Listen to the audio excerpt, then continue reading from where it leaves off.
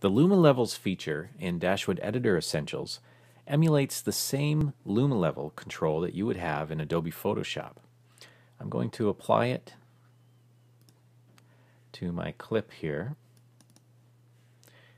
And now let's have a look. You see that we have input levels, gamma, and output levels. So let's go have a look at Photoshop and see how that compares. So the main gamma is the primary control that you would normally use.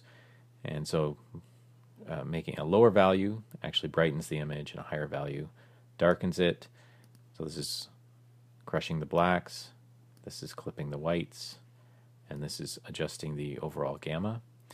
And then the output levels, this will basically determine what your darkest pixel will be, and this will determine what your lightest pixel will be.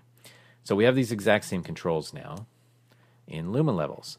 And the cool thing is we also have a histogram, and this histogram shows us a representation of the image. And unlike Photoshop, as we adjust our levels, the histogram updates, so we can see exactly what's going on in the image.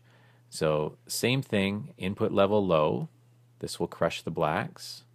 Input level high will clip the whites, and gamma will control the gamma. So if we want to see more into the shadow area here on this image, I would just make a quick gamma adjustment.